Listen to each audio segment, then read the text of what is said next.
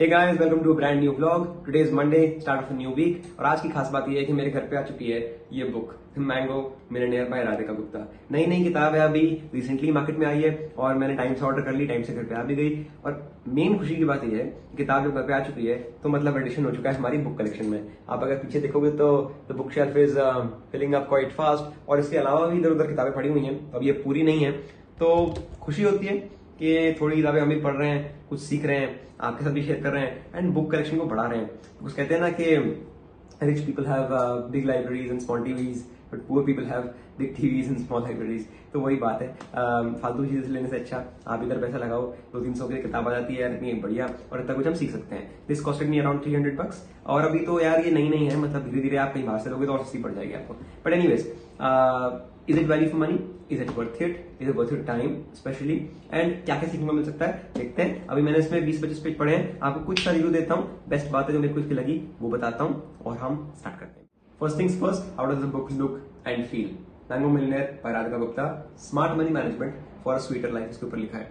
मतलब कि आम जैसे मीठा होता है वैसे अपनी जिंदगी आप मीठी बनाइए, स्वीट लाइफ के लिए स्मार्ट मनी मैनेजमेंट करिए so that you will live peacefully and happily. Well, इसमें काफी सारी बातें हम और करेंगे। अभी मैं लुक और फील की बात कर रहा हूँ, पीछे से भी आपको दिखा देता हूँ। तो बहुत बढ़िया किताब है, अच्छी है, लो कॉस्ट है, उस हिसाब से कोई दिक्कत नहीं है, अच्छी क्वालिटी है। पीछे राधिका गुप्ता जी की फोटो भी लगी है और उनकी को ऑथर की भी लगी है। So first test pass. आगे बात करते हैं इसमें क्या क्या है, मैं आपको दिखाता हूँ इसका एक तो इंडेक्स और बताता हूँ कि आंसर को वो बात मुझे एक्चुअली बेस्ट लगी इसकी कि ये एकदम स्क्रैच से बुक में चीजें समझाई गई है। This is the index, if you can see all the chapters. तो इसमें जो है वो स्टार्टिंग ऐसे होती है, योर रिलेशनशिप विद मनी, आपका रिलेशनशिप मनी से कैसा है वो स्टोरी फॉर्म में बताया गया है, एग्जांपल्स देके बताया गया है बेस्ट पार्ट, और आपको समझाया गया कि मनी से रिलेशनशिप कैसे होता है। उसके बाद है सेविंग वर्सेस इन्वेस्टिंग, सेव तो लोग करते हैं, इन्वेस्ट नहीं करते हैं पर तो फायदा नहीं है। फिर डेट, फिर रिस्क, फिर रिटर्न्स, फिर टैक्सेस, इंश्योरेंस, म्यूचुअल फंड्स, अलग अलग चैप्टर्स बनाए हुए हैं, चैप्टर बाय चैप्टर सीरीज सिखाई गई है। सो सेकंड पॉइंट जो खास बात इसमें ये है, पहली बात तो ये स्क्रैच से समझाया गया है, दूसरी बात चैप्टर बाय चैप्टर, बहुत बढ़िया बात है ये, क्योंकि बुक्स ना कॉम्प्लिकेट कर देती हैं चीजों को, और एक तो कहीं से भी स्टार्ट हो जाती हैं तो किसी को तो समझ आ जाएगी, किसी को नहीं आएगी। ये बुक है स्क्रैच से, कोई भी उठा के पढ़ लेगा तो उसको ये सब इन्वेस्टमेंट और ऑल समझ आ जाएगा, इसमें ये खास बात है। तो importance of money and you know investments and may be debt and risk and return and tax and insurance, सब कुछ हर एक चीज और डिफरेंट चैप्टर्स में। पॉइंट नंबर 2, टेस्ट नंबर 2 भी इसने पास कर दी, क्योंकि ये चीजें हैं जो मैं पहले देखता हूँ किताब में कि क्या वो इस टेस्ट को पास कर रही है कि नहीं, तो क्या वो अच्छी किताब है कि नहीं। अभी तो 2 के 2 नंबर इसको मिल गए। पॉइंट नंबर 3 पे आते हैं, तो मुझे इसकी बहुत ज्यादा खास बात लगी वो ये है कि इसमें ना कुछ ऐसे सेंटेंसेस हैं या फ्रेमवर्क्स हैं जो हमें ऑलरेडी पता है, मतलब हमारे माँ बाप ने ऑलरेडी सिखा रखे हैं, because those are you know those have an Indian touch to them, और बेसिकली इंडियन हाउस होल्ड्स में जो बातें होती हैं वही इसमें लिखी गई।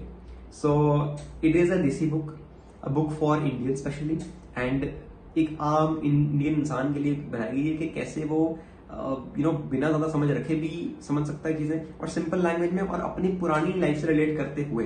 जैसे कि अगर आपको एग्जांपल दूं तो इसमें लिखा है यू नो कुछ फ्रेमवर्क्स, जैसे कि SST।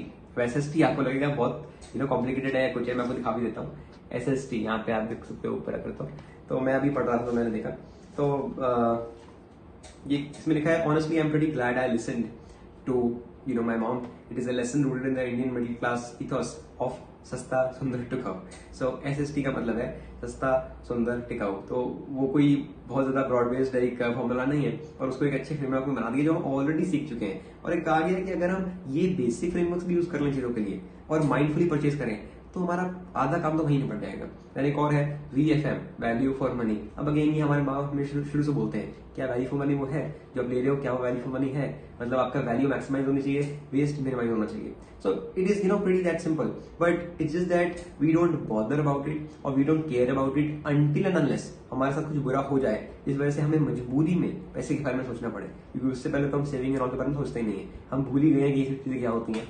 We do not save up for a rainy day, and then when the rain comes, when it pours on us, then we face some difficulties. तो बट एनीवेज बात सारी इतनी है कि 3 point है इस बुक के जो मुझे खास लगे अभी तक, अभी तो और पढ़ूंगा आपको और बताऊंगा आगे यू नो अपडेट देता रहूंगा नेक्स्ट वीडियो में।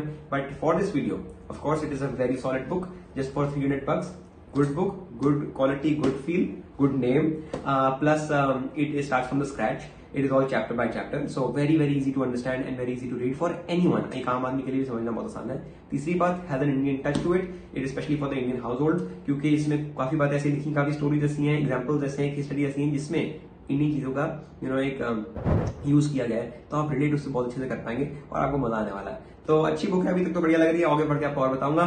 This is Gavraj Singh signing off, मिलता हूं आपको अगले वीडियो में।